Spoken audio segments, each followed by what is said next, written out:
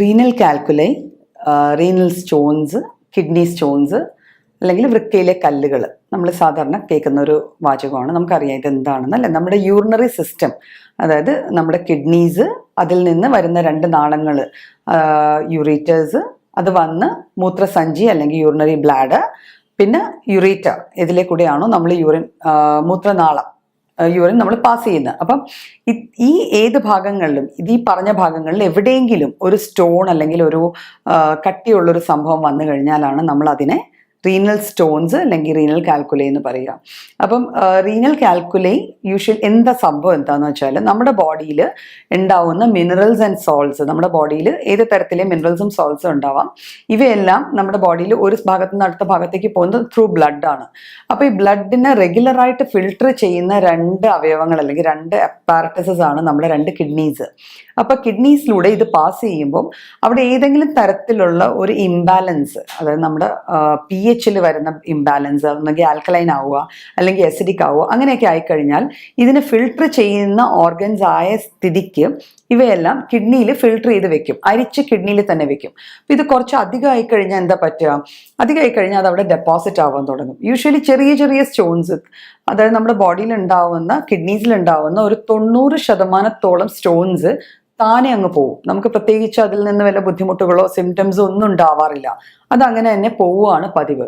പക്ഷെ അത് കഴിഞ്ഞുള്ള 10%, ചിലപ്പോൾ കുറെ അധികം ഈ മിനറൽസിന്റെ കോൺസെൻട്രേഷൻ കൂടി കഴിഞ്ഞാൽ, അല്ലെങ്കിൽ സോൾട്സിന്റെ കോൺസെൻട്രേഷൻ, ഇപ്പൊ യൂറിക് ആസിഡ്സ് ഉണ്ട്, സിസ്റ്റീൻസ് ഉണ്ട്, അപ്പൊ ഇങ്ങനെ കുറെ സോൾട്സ് നമ്മുടെ ബോഡിയിൽ ഉണ്ടാവാറുണ്ട്, ഫോസ്ഫേറ്റ്, കാൽഷ്യം ഓക്സലേറ്റ്. അപ്പൊ ഈ വക സാധനങ്ങൾ വന്നൊരു ചെറിയ തരി വന്നു, അത് ഓവറായിട്ടുണ്ടെങ്കിൽ അവിടെ തന്നെ അടിഞ്ഞടിഞ്ഞായിരുന്നു ഒരു സ്റ്റോണിന്റെ ഫോം എടുക്കും. അപ്പൊ ഈ സ്റ്റോൺ പോലെ ആയിട്ട് അത് കിഡ്നിയിൽ നിൽക്കുന്ന ഒരു അവസ്ഥയാണ് നമ്മൾ റീനൽ സ്റ്റോൺസ് അല്ലെങ്കിൽ റീനൽ കാൽക്കുലൈ എന്ന് പറയുക.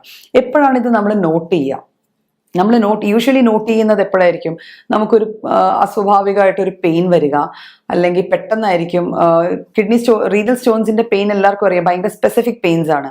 കിഡ്നീസിൽ ഈ സ്റ്റോൺസ് നിൽക്കുമ്പോൾ പ്രത്യേകിച്ച് വലിയ പ്രശ്നങ്ങൾ ഉണ്ടാവാത്തതിന് കാരണം അതൊന്നും തന്നെ ബ്ലോക്ക് ചെയ്യണില്ല എന്നുള്ളതാണ്. പക്ഷെ കിഡ്നീസിൽ നിന്ന് മൂവ് ചെയ്ത് അത് നാളങ്ങളിലേക്ക് എൻട്രി ചെയ്യുമ്പോൾ, ആ ട്യൂബ്സിലേക്ക് എൻട്രി ചെയ്യണ പൊസിഷനിലോ അല്ലെങ്കിൽ ഏതെങ്കിലും ഡ്രെയിനേജ് പൊസിഷനിൽ വന്ന് ഈ സ്റ്റോൺസ് ബ്ലോക്ക് ആയി കഴിഞ്ഞാൽ ഫിൽട്ടർ ചെയ്യുന്ന സാധനങ്ങൾ പുറത്തേക്ക് പോവാതെ അതിൽ തന്നെ ബ്ലോക്കായി നിൽക്കുമ്പോൾ കിഡ്നിയിൽ വീക്കം വരും, ആ നീര് കൊണ്ട് വേദന ഉണ്ടാവാം. അല്ലെങ്കിൽ ഈ സ്റ്റോൺസ് ഒരു ഭാഗത്തു നിന്ന് അടുത്ത ഭാഗത്തേക്ക് മൂവ് ചെയ്യുമ്പോൾ ഇതിന് മൂർച്ചയുള്ള അറ്റങ്ങളോ അഗ്രങ്ങളോ ഒക്കെ ഉണ്ടെങ്കിൽ അത് മുട്ടുന്നത് കൊണ്ടുണ്ടാവുന്ന വേദന ഉണ്ടാവാം. ഇത് പാസ് ചെയ്ത് ബ്ലാഡറിൽ വരുമ്പോൾ ഉണ്ടാവുന്ന വേദന ഉണ്ടാവാം. ബ്ലാഡറിൽ തന്നെ ഇത് ബ്ലോക്ക്ഡ് ആവുകയോ യൂറിൻ പാസ് ചെയ്യാൻ ബുദ്ധിമുട്ടുണ്ടാക്കുവാണെങ്കിൽ വേദന ഉണ്ടാവാം. അപ്പൊ ഇത്തരത്തിൽ പല രീതിയിലായിരിക്കും. അപ്പൊ ആദ്യത്തെ സിംറ്റം എന്ന് വെച്ചാൽ എപ്പോഴും വേദനയായിരിക്കും. ഈ വേദന യൂഷ്വലി ഫീൽ ചെയ്യേണ്ടത് നമ്മുടെ ബാക്കിൽ, നമ്മുടെ കിഡ്നീസിന് ഒരു റീനൽ ഏരിയ എന്ന് പറഞ്ഞൊരു ഏരിയ ഉണ്ട് നമ്മുടെ റിബ് കേജിന് താഴെയായിട്ട്. അപ്പൊ ആ ഭാഗത്ത് ഒരു വേദന ഫീൽ ചെയ്തിട്ട് ഈ വേദന ചുറ്റി നമ്മുടെ അടിവയറ്റിലേക്ക്, ഫ്രണ്ടിലേക്ക് വരും. ഇതാണ് റീനൽ സ്റ്റോൺസിന്റെ സ്പെസിഫിക് പെയിൻ്റെ നേച്ചർ. അപ്പൊ ഈ പെയിൻ വല്ലാണ്ട് കൂടിക്കഴിഞ്ഞാൽ ചിലപ്പോൾ നമുക്ക് കുളിരുണ്ടാവും, പനിക്കുക, ചെറിയ പനി കാണിക്കാം. ചിലവർക്ക് ഇത് അമിതമായ വേദനയായി മാറുക, അതായത് ഹൈഡ്രോനെഫ്രോസിസ് ഉള്ള കണ്ടീഷനൊക്കെ വരുന്നത്, കിഡ്നീസിൽ വീക്കം വന്നു തുടങ്ങുകയൊക്കെ ആണെങ്കിൽ ഒരു ഓക്കാനം, ഷർദില്, ഇവയൊക്കെ ഈ പെയിൻ്റെ കൂടെ തന്നെ ഇതിനെ അക്കമ്പനി ചെയ്തിട്ട് ഈ സംഭവങ്ങളൊക്കെ ഉണ്ട്. അപ്പോൾ ഈ രീതിയിലാണ് യൂഷ്വലി റീനൽ സ്റ്റോൺസ് പ്രസന്റ് ചെയ്യുക ഒരു കിഡ്നീസ്. അപ്പോൾ നമ്മളിങ്ങനെ ഒരു കണ്ടീഷൻ വന്നാൽ നമ്മൾ എമർജൻസി നേരെ ഹോസ്പിറ്റലിലേക്ക് പോകുന്നു, ഹോസ്പിറ്റലിൽ എമർജൻസിയിൽ കൊണ്ടുപോയി അവർ എക്സാമിനൊക്കെ ചെയ്ത് കഴിയുമ്പോൾ റീനൽ സ്റ്റോൺസ് ആണെന്ന് അറിയുന്നു. അപ്പം മിക്കപ്പോഴും ഇത് ഡയഗ്നോസ് ചെയ്യുന്നത് നമ്മൾ ഒരു USG എടുക്കുകയോ അല്ലെങ്കിൽ ഒരു KUB ആ സ്റ്റഡീസ് നടത്തുകയോ അല്ലെങ്കിൽ പൈലോഗ്രാം എടുക്കുകയോ IV കൊടുത്തിട്ട് ഇൻട്രാവീനസ് ഒരു കോൺട്രാസ്റ്റ് കൊടുത്തിട്ട് ഒരു പൈലോഗ്രാം എന്ന് പറഞ്ഞ ഒരു എക്സ്റേ സ്റ്റഡീസ് നടത്തുകയോ ഇതൊക്കെ ചെയ്തു കഴിഞ്ഞാൽ, MRI എടുക്കുകയൊക്കെ ചെയ്തു കഴിഞ്ഞാൽ നമുക്ക് സ്റ്റോൺസ് അറിയാൻ പറ്റും, എവിടെയാണ് അതിൻ്റെ പൊസിഷൻസ് അറിയാൻ പറ്റും. ശരിക്കും കിഡ്നി സ്റ്റോൺസ് ഫോം ചെയ്യാനുള്ള കാരണങ്ങൾ എന്താണ്? അപ്പോൾ പ്രത്യേകിച്ച് ഞാൻ പറഞ്ഞല്ലോ, ആദ്യം പറഞ്ഞ കാരണങ്ങൾ, അതായത് നമ്മളുടെ ഇതിൽ ഫിൽട്ടർ ഔട്ട് ചെയ്യണ ഫ്ലൂയിഡ്, ബ്ലഡിലേ വരുന്ന pH ചേഞ്ചസ്, യൂറിക് ആസിഡ്സ് കൂടുതലാണ്, അല്ലെങ്കിൽ ഫോസ്ഫേറ്റ്സ് കൂടുതൽ വരുന്നു, ഓക്സലേറ്റ്സ് കൂടുതൽ വരുന്നു. അപ്പോൾ ഇങ്ങനത്തെ അവസ്ഥകളിലാണ് യൂഷ്വലി സ്റ്റോൺസ് ഫോം ചെയ്യുക. അപ്പോൾ നമുക്കറിയാം നമ്മുടെ ബോഡിയിൽ ഒരു ലൈനി പോലെ ആണെങ്കിൽ അതിൽ വെള്ളത്തിന്റെ അളവ് കൂടിക്കഴിഞ്ഞാൽ നാച്ചുറലി ഈ സംഭവങ്ങൾ ക്രിസ്റ്റലൈസ് ചെയ്യാനുള്ള ചാൻസസ് കുറവാണ്. അപ്പൊ ക്രിസ്റ്റലൈസേഷൻ നടക്കാൻ ഉള്ള ഒരു പ്രധാന കാരണം വെള്ളം കുടിക്കുന്നതിലുണ്ടാവുന്ന കുറവാണ്. ഡീഹൈഡ്രേഷൻ ഒരു കാരണമാണ്.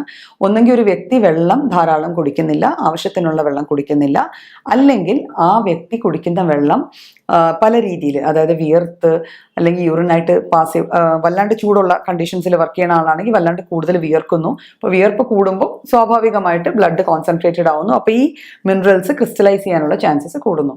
അപ്പോൾ ഇതൊക്കെയാണ് യൂഷ്വലി ഒരു മെയിൻ കാരണങ്ങൾ. പിന്നെ ഫാമിലിയിൽ റീനൽ സ്റ്റോൺസിന്റെ ഒരു ഹിസ്റ്ററി ഉണ്ട്.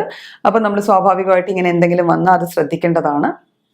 ഫുഡിൽ ലൈക്ക് നമ്മൾ സ്റ്റോൺസ് ഉണ്ടാവുന്ന ടൈപ്പ് ഓഫ് ഒരു കാറ്റഗറി ഓഫ് ഫുഡ് ഉണ്ട്.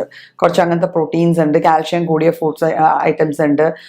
അപ്പോൾ ആ ടൈപ്പ് ഓക്സലേറ്റ്സ് കൂടിയ സാധനങ്ങളുണ്ട്. ഇവയെല്ലാം നമ്മുടെ ഫുഡിൽ റെഗുലറായിട്ട് കഴിക്കുന്നുണ്ടെങ്കിലും നമുക്ക് റീനൽ സ്റ്റോൺസ് ഉണ്ടാവാനുള്ള ചാൻസസ് കൂടുതലാണ്. അപ്പം ഇൻ കേസ് ഈ സ്റ്റോൺസ് ഉണ്ടായി കഴിഞ്ഞാൽ നമുക്ക് പലരും യൂറിൻ ടെസ്റ്റ് ചെയ്യുമ്പോൾ സ്റ്റോൺസ് ഉണ്ട് എന്നറിയാൻ പറ്റാറുണ്ട്. ബ്ലാഡർ സ്റ്റോൺസ് ആണെങ്കിൽ യൂറിനിലൊരു വല്ലാത്ത ദുർഗന്ധം, കൂടുതലായിട്ട് ദുർഗന്ധം വരിക, യൂറിൻ പാസ് ചെയ്യുമ്പോൾ വേദന ഉണ്ടാവുക, ഇതുമൊക്കെ റീനൽ സ്റ്റോൺസിന്റെ ഒരു ലക്ഷണമായിരിക്കും. പലപ്പോഴും ബ്ലാഡറിൽ സ്റ്റോൺ എത്തിയിട്ടാണ്, അല്ലെങ്കിൽ ബ്ലാഡറിൽ ചെറിയൊരു സ്റ്റോൺ എത്തി അത് അവിടെ ലോഡ്ജ്ഡ് ആവുന്നു, അത് പിന്നെ വലുതാവുന്നു, അങ്ങനത്തെ കണ്ടീഷൻസ് ഒക്കെ വന്നു കഴിഞ്ഞാൽ അടിവയറ്റിൽ വല്ലാത്ത വേദന വരിക, ഇവയൊക്കെ കാര്യങ്ങളായിരിക്കും നമ്മൾ യൂഷ്വലി ഫേസ് ചെയ്യുക. അപ്പം നമുക്കിപ്പം മരുന്നുകൾ കഴിക്കാം. പിന്നെ ലിത്തോട്രിപ്സി എന്ന് പറഞ്ഞൊരു പ്രൊസീജിയർ ഉണ്ട്. അതായത് ഈ സ്റ്റോൺസ് എല്ലാവരും പറഞ്ഞ് പൊടിച്ചു കളഞ്ഞു എന്നല്ലേ. അപ്പം പൊടിക്കുമ്പം പലപ്പോഴും കീ ഹോളായിട്ട് സർജിക്കൽ പ്രൊസീജിയർ ആണ്, ഒരു സർജറി ത്രൂ പൊടിക്കാം. അല്ലെങ്കിൽ എന്താ പറയുക, പുറമേ തന്നെ എക്സ്ട്രാ കോർപ്പോറിയൽ ഒരു ഷോക്ക് വേവ്സ് കൊടുത്തിട്ട് ഈ സ്റ്റോണിനെ പൊടിക്കാം. എന്നിട്ടത് നേരെ വന്ന് യൂറേറ്റസ് ത്രൂ ബ്ലാഡർ വഴി യൂറിനായിട്ട് പോകാറുണ്ട്. ഇത് കൂടാതെ ചില മെഡിസിൻസ് ഉണ്ട് അല്ല, നമ്മൾ നാട്ടുവൈദ്യത്തിലൊക്കെ കേൾക്കാറുണ്ടല്ലേ, കല്ലുരുക്കി, അങ്ങനെ കുറേ ചെറിയ ചെറിയ സംഭവങ്ങളുണ്ട്. ഇത്തരത്തിലുള്ള മെഡിസിൻസ് കഴിച്ചാലും ഈ കല്ലിൻ്റെ നമ്മുടെ റീനൽ ബോഡീസിലുള്ള അല്ലെങ്കിൽ കിഡ്നീസിലുള്ള കല്ലുകളെ നമുക്ക് ചെറിയ സൈസ് ആക്കി കഴിഞ്ഞാൽ അത് താനെ അങ്ങ് ഫ്ലോ ഔട്ട് ചെയ്യും. അപ്പോൾ ഹോമിയോപ്പതിയിൽ എന്ന് വെച്ചാൽ സ്പെസിഫിക് ഓരോ ഏരിയാസിൽ, ഇപ്പം നമ്മളൊരു എക്സ്റേ എടുത്ത് അല്ലെങ്കിൽ പൈലോഗ്രാം എടുത്ത് എവിടെയാണ് സ്റ്റോൺ ഇരിക്കണതെന്ന് വെച്ചാൽ ആ സ്റ്റോണിൻ്റെ പൊസിഷൻ അനുസരിച്ച്, ആ സ്റ്റോണിൻ്റെ ടൈപ്പ് അനുസരിച്ച്, പിന്നെ ആ സ്റ്റോൺ കോസ് ചെയ്യുന്ന പെയിൻ്റെ നേച്ചർ അനുസരിച്ച് നമുക്ക് തരത്തിൽ മരുന്നുകളുണ്ട്. അപ്പൊ ഈ മരുന്നുകൾ ഉപയോഗിച്ച് നമുക്ക് ഈ സ്റ്റോൺസിനെ തീരെ ചെറുതാക്കി ക്രഷ് ചെയ്ത് അല്ലെങ്കിൽ ഡിസോൾവ് ചെയ്ത് റിമൂവ് ചെയ്യാൻ പറ്റുന്നതാണ്. അക്യൂട്ട് പെയിൻ കണ്ടീഷൻസിൽ നമുക്ക് പെയിൻ മാനേജ്മെന്റ് ആണ് മെയിൻ. അവിടെയും നമ്മൾ മരുന്നുകൾ കൊണ്ടാണ് പെയിൻ മാനേജ്മെന്റ് നടത്തുക.